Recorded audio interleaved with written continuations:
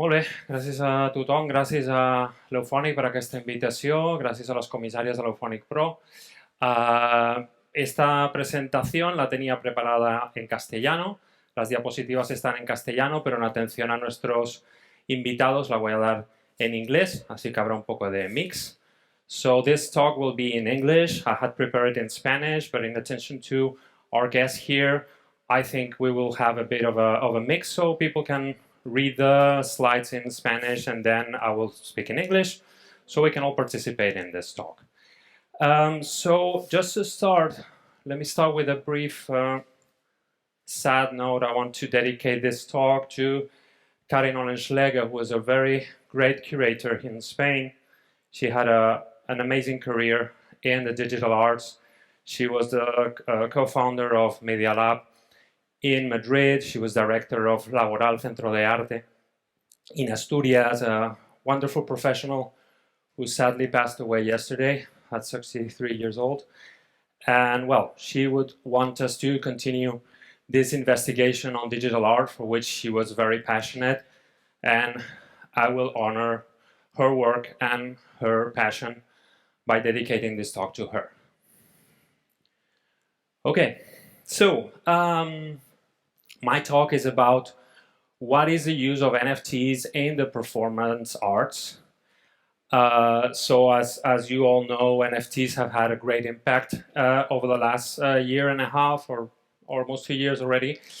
And I want to dive deep a bit into what do NFTs mean for performance art, for all types of art, and you will see that I will focus very much on what is particularly performance art because I'm a curator, I come from the visual arts, but I do not forget about all of you who work in music, dance, theater.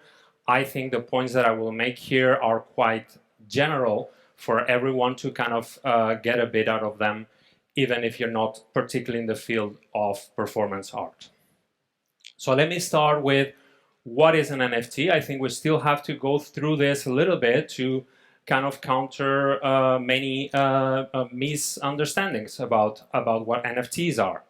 So basically, an NFT is a receipt, is a purchase receipt. It's something you get when you buy something, okay? It's not a new technology to create art, at least not entirely.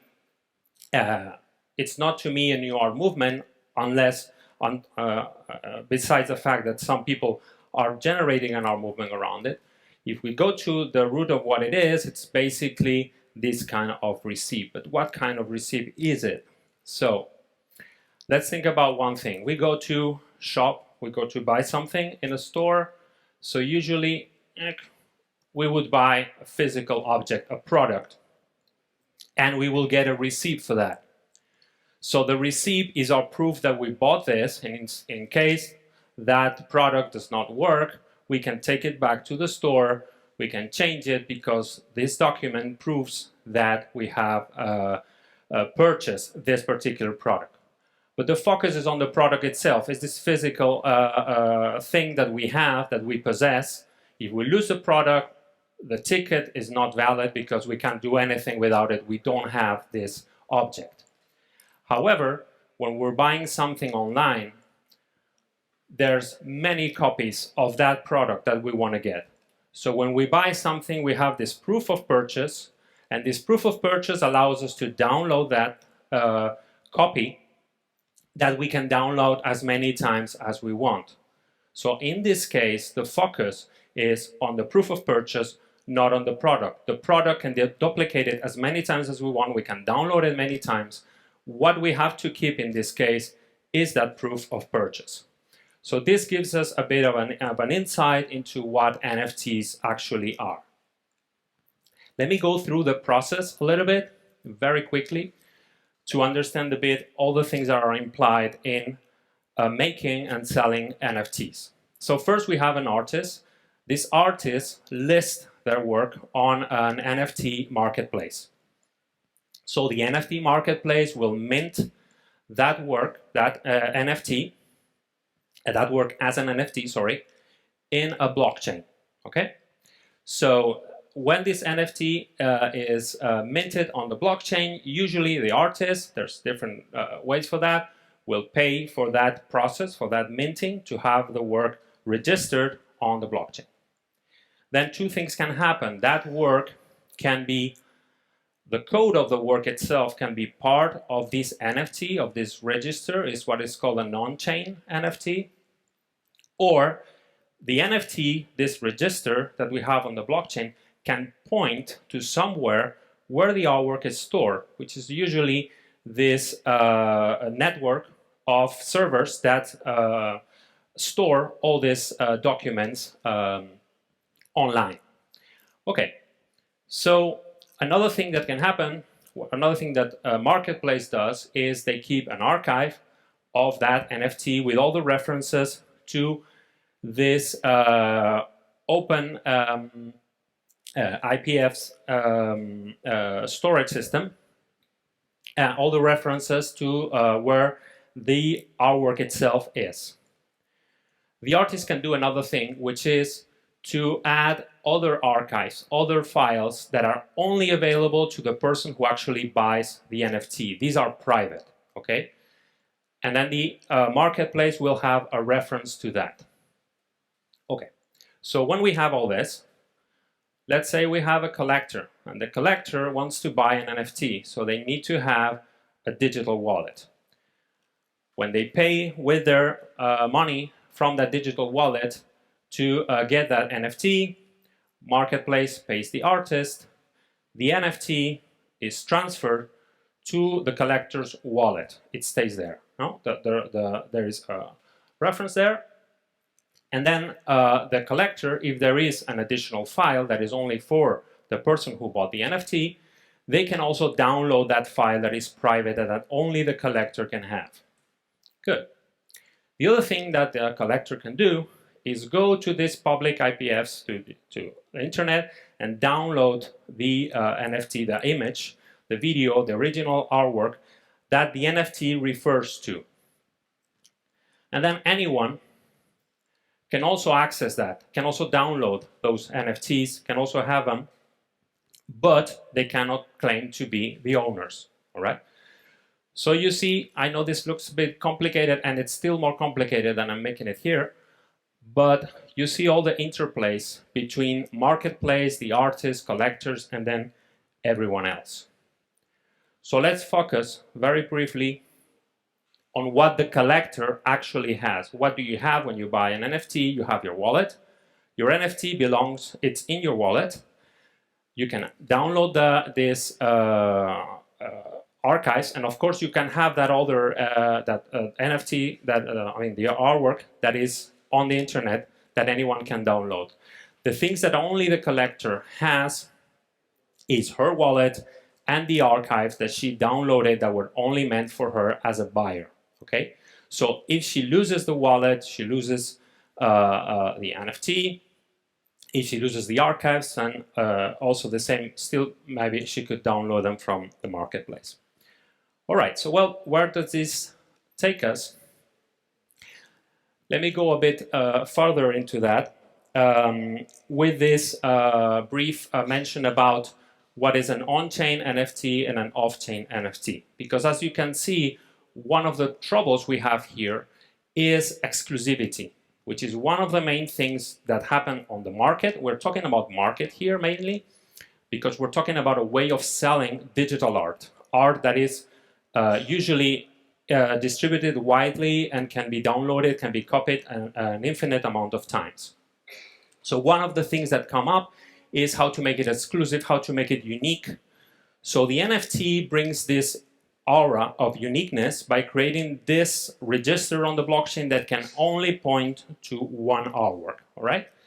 So one thing that some artists have done is create generative art, so art made of code, and they have managed to put the code inside the register of the NFT. Now, blockchain registers were initially meant to register a transaction of cryptocurrency, so there's very little information that we can put there. And so we cannot put the whole code of a whole program, of a video, of an image that would be awfully expensive. But artists who work with code and can create an artwork that has just a few lines of code, they can put it inside the NFT. So that is what they call on-chain, and that's what makes that the artwork is actually inside the NFT. For most other NFTs, as I mentioned before, there is a reference, an external reference to the artwork, which is somewhere over there. This work by Leah that you see here, you cannot see moving because I have a PDF, but this is actually a video, 800 by 100 pixel video, unique edition, that I could download. I could download it and put it here. Anyone can do that. I am not the owner. I'm just using it to show it to you, but also to illustrate how anyone can get these works if they want to see them. All right? Okay. Good. And then the other thing that is interesting about NFTs, and sorry about going about all this technical stuff, is smart contracts. Okay? So NFTs has its smart contracts, which are these programs that will activate certain things depending on certain actions. So the most common thing that can happen is when an NFT is sold from one collector to another, so it's resold. Usually the smart contract stipulates that part of the money goes to the artist, which is a right that artists have fought for a long time, that when an artwork is being resold, so people are speculating with this, they're making money out of this, part of the money should go to the original creator, because the value of the artwork has gone up because of the value of the work that the artist initially did. So this is one example. There are many other things, we'll see some. That can happen with smart contracts, which is an interesting part of this NFT thing, where there will be actions that will be automatically taking place depending on certain situations that come up. Good. Yep. All right. So going back to our receipt, our purchase receipt, what do we have? We have a work that certifies the property of an artwork in a digital format. Is already something quite good, because we didn't have something like that before. We only had like the artist signing a document, the gallery signing a document. Now we have something that is kind of agreed upon, a system whereby digital artworks can be certified. It can be easily resold. That is one of the things of NFTs as tokens that can be easily passed on from one person to another. That is also quite unique of NFTs if we think about the usual art market, where in order to resell, you have to go to auction or go back to the gallery. It's not that easy, but the NFT market makes it very easy, and that's also why there has been this boom in the market that made it like all this frenzy about buying and reselling and making a profit out of it. As I said before, it can give exclusive access to certain archives, to certain works. So there's something that you can share with everyone as an artist, so it's free for everyone. Everyone can see the artwork and enjoy the artwork, but then if you're a collector, you can get exclusive content, and that also gives you a sense of exclusivity, something that makes it worth having paid for that work. Okay. Then, as I said before, it's possible that the NFT contains the original code of the work, so it becomes part of the register itself. And then finally, as I said, it can include these instructions that will automatically execute, which is also something quite interesting, and we'll see some examples, right? So as you can see, this proof of purchase is a bit more than just a ticket. There is a lot that can be done with it. All right, so let's go into what is the use of NFTs in performance art. Okay, so as I said before, I will be mentioning a lot of performance art example, like this famous Coyote performance by Joseph Beuys. And thinking about Joseph Beuys, if we think about, first thing we think about performance art. What happens with performance art when it meets the market or the museum, which are usually connected? What we get is derivative work. We get objects, we get documentation, because of course, performance is a live event that just happens at one time, usually, and that it cannot be encapsulated. The only thing we can do is have documentation, have photos, videos, and then there's all the objects that the performer, the artist use and that stay there. So we put it in glass cabinets and we show them in museums. So this is one of the ways in which artists working with performance arts have used NFTs to create these derivative works that can be sold. Now let me give you one example, a recent example by Marina Abramovic. So Marina Abramovic is a super famous artist in performance art. Recently announced very widely that she was joining the NFT revolution, and she said that now we need less artists and more heroes because we need to change the world. Of course, the world needs to be changed. And so she took one performance that she did in 2001 called The Hero, where you see her riding a horse. That was in Montemedio in Cádiz. They made a 15-minute video of her riding a horse with a white flag that was waving to the wind. And so that initially was a video that went to the collection in Montemedio, and it was a series of photographs that are still being sold in the market. And now she decided to take this video, cut every single frame, take out 6,500 frames from that video and sell them as unique NFTs. Now the point of this, tengo una cosa técnica ahí. The point of doing this is, of course, it's a video of a waving flag. So every frame will be slightly different, so every frame is unique. All right? So she's selling that at £100, £150, 177 euros each, which is also some way of democratizing the artwork of this artist who is so famous, who is so expensive, no one can buy something. But here you have the opportunity of having one frame of this Marina Abramovic video certified for 177 euro, which is not bad. Now the idea of this is that if she sells every single frame, she would collect like 1,150,000 euros, and a part of that, like less than 300,000, will go to a series of grants. She's giving grants to people who want to change the world. So if you go to her website, you can fill in a form, and then you can apply to get a grant from Marina Abramovic to do some project that will eventually change the world, right? So as she says here, she talks about how she feels that art is transmitting an experience to the public, transmitting energy, and so she thinks that this is made real with NFTs.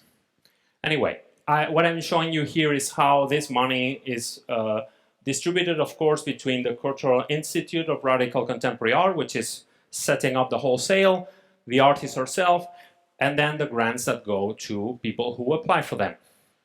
Right? So here you can see an example that we could discuss about how to take an artwork, split it, and make, thanks to NFTs, be able to make this kind of distributed sales of derivative works. All right, let's move on.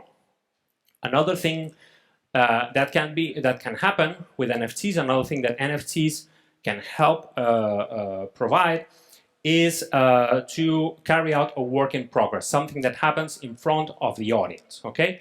This is a bit also like a funny example. It was a sale of Banksy at Sotheby's where suddenly the artwork became half shredded. Apparently it was a prank. And then they said it was a work in the making, the first work that was made inside an auction, all right? Anyway, what I find interesting about this is this possibility of having the audience involved in the making of the work.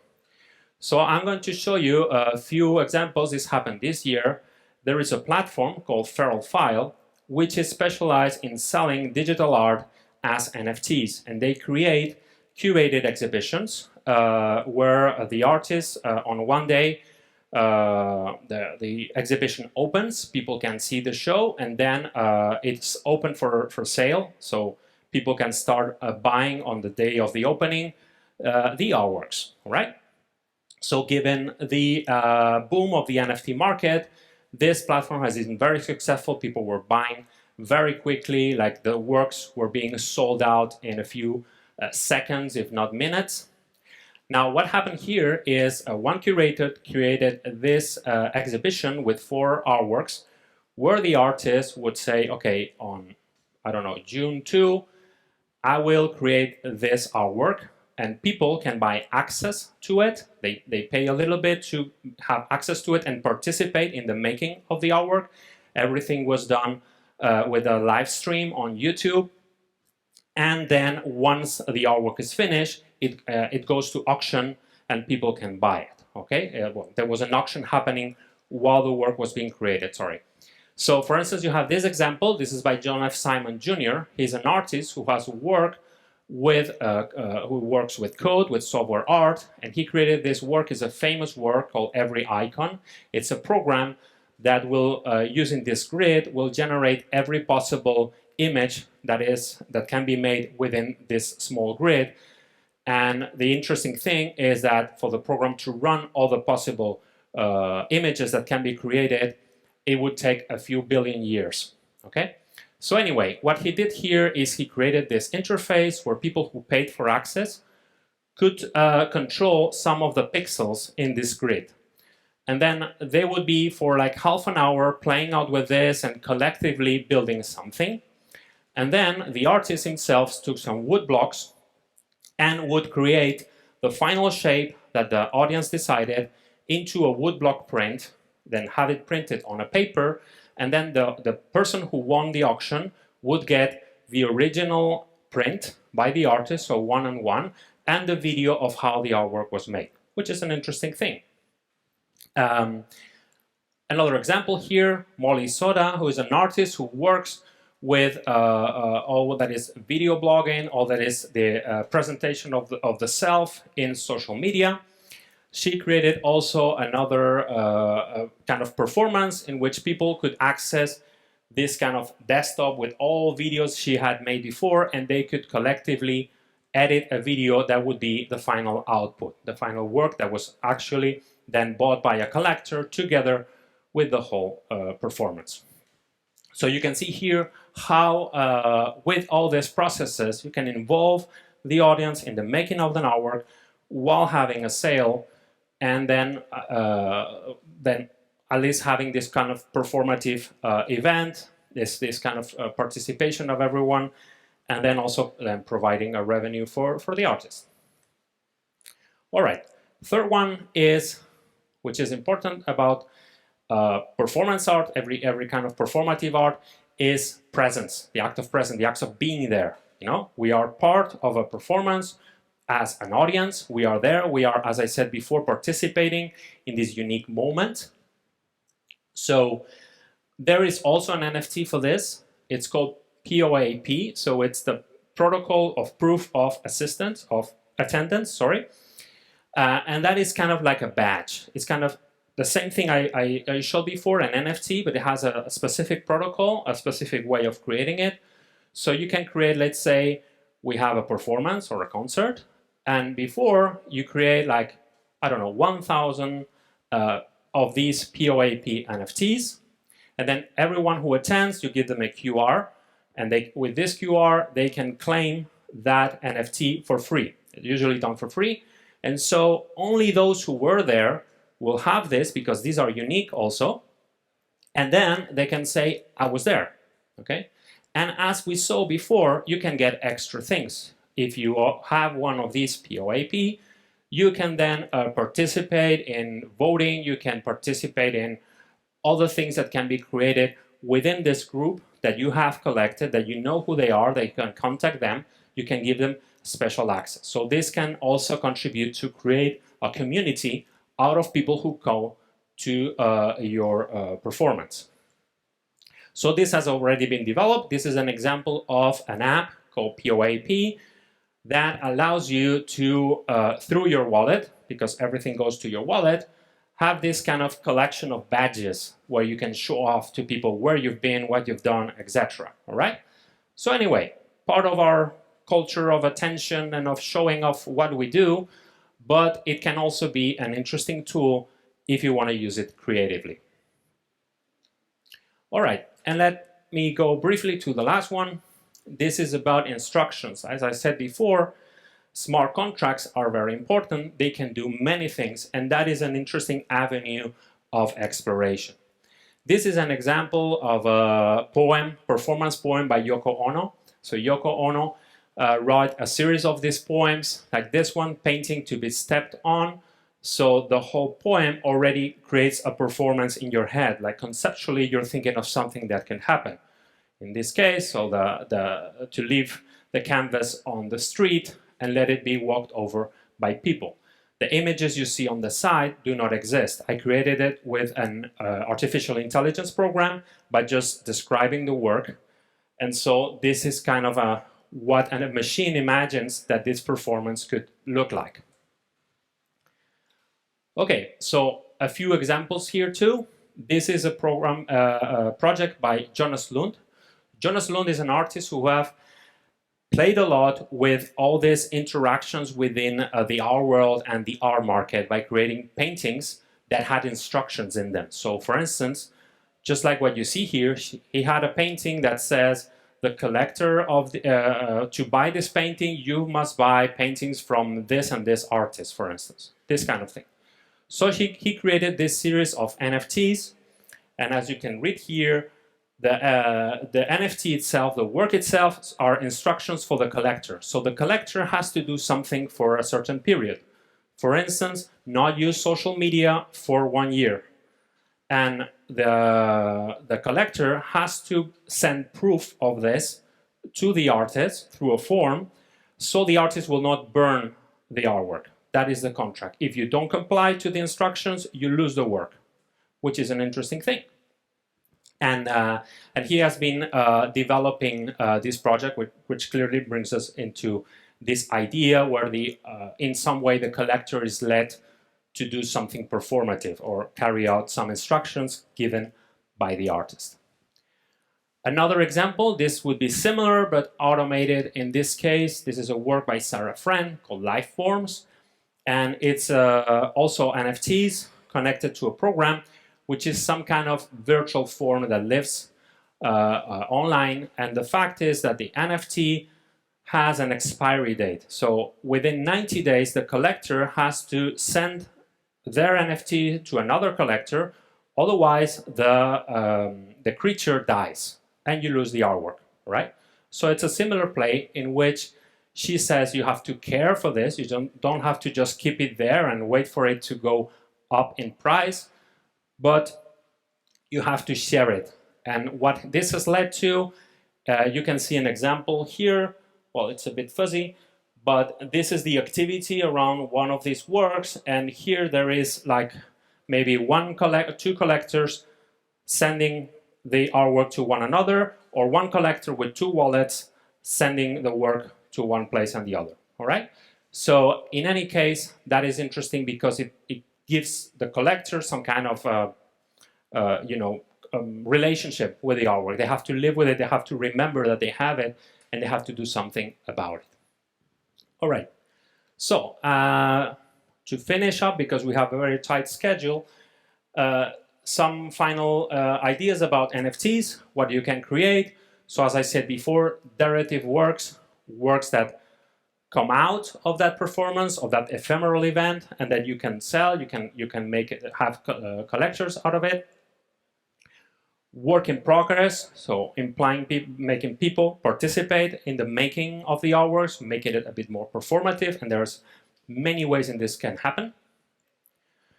Then having your audience be able to say that they were there and that they have this official register and they can become part of a community. And finally, using that ability that code has, that having instructions embedded into the artwork can lead to having a particular relationship between the artwork and the collectors. And that's it for me. I hope you like this presentation. Gràcies a tothom i espero que us hagi agradat. Gràcies.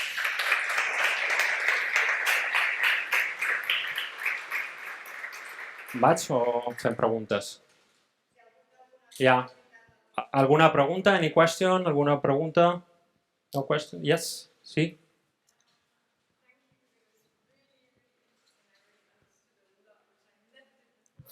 Thank you.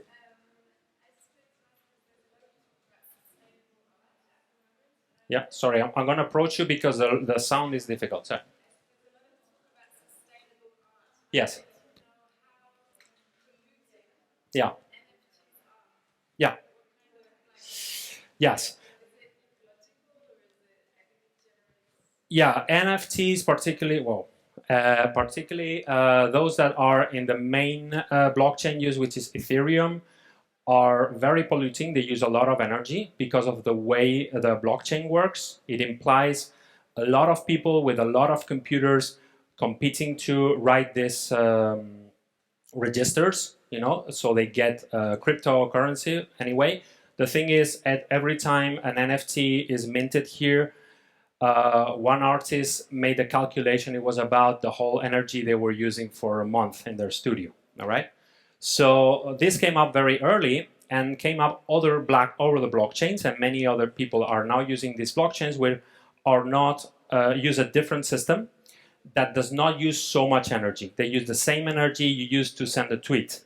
Okay. So even though all our society is not environmentally friendly and all our use of electricity is not environmentally friendly, at least they're lowering down on this. And there is, for instance, another blockchain called Tethos. This is the one that has been preferred by artists because the cost of minting, as I mentioned before, is very low. It's just a few cents until recently. And many artists have joined that, and the fact that it's very easy to make it has made them explore more, experiment, etc. And that is quite environmentally friendly in the sense that you don't use that much energy. And even Ethereum is now moving into this kind of thing. So eventually we'll have less energy consumption, but anyway, a whole society, the energy consumption is always going up because there's always something to want to question with all of this, and is that, do you need a register on the blockchain for everything? Many people will want to do that. I think for an artwork is okay, but maybe not for everything. And we might go in that direction with metaverse and all that stuff. So that's what I can say. Yeah, it's not great, but at least some people are doing things in that sense. Sí. Sí. Sí.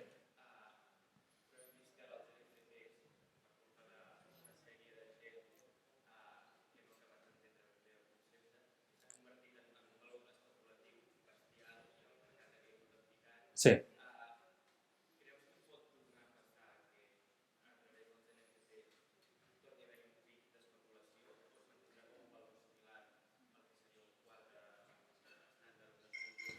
Sí. Ara acabem de passar, hem passat, encara estem allà, a un boom dels NFTs.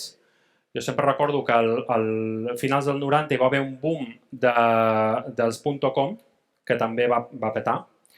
El que ha passat és que ningú coneixia els NFTs, hi havia 4 col·leccionistes que anaven tant, però de cop i volta teníem, per una banda, un munt de gent que havia invertit en criptomonedes. Tenia molts diners i no sabia què fer amb aquests diners. I aleshores es van fixar en l'art, que com dius tu, s'entén com un valor segur. I aleshores, gent que no sabia res d'art, diu, ostres, si compro art, aquestes criptomonedes que poden desaparèixer en qualsevol moment, es converteixen en un valor segur que després puc vendre. I aleshores van començar a invertir a lo loco. Cosa que veig, cosa que compro. Vale? Al mateix temps, les cases de subhastes, que ja comencen a tenir problemes per seguir venent Warhols i obres així, diuen, hem de cercar altres mercats, altres valors. I van trobar, en tota l'art digital, un valor que ells poden posar sense haver de demanar a ningú, perquè si algú ven a Christie's, automàticament és valuós. I així van col·locar artistes i van fer unes vendes espectaculars. Juntem els especuladors, amb la venda espectacular i amb aquestes vendes, tothom que sap fer alguna cosa en 3D, sap fer una nova imatge, diu jo m'hi tiro aquí de cap, perquè em pot tocar la loteria, i això és el que ha passat. Al cap d'un any, la cosa s'ha anat regulant i els actors normals del mercat de l'art han dit ara entrem nosaltres i hem de vendre qualitat. I aleshores comencem a entrar en aquesta regulació en la qual els col·leccionistes comencen a mirar cap allà, però mirant per les galeries, mirant pels canals tradicionals. I aquesta és la situació. He asked me about the boom in the NFT market and what is going on there.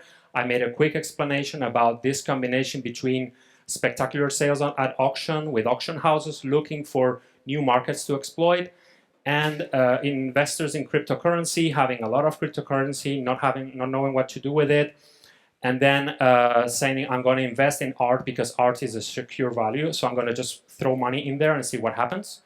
And both things together made every artist who knew how to do a 3D or a digital image say, I'm going for this, maybe I win the lottery, maybe I sell for a lot of money.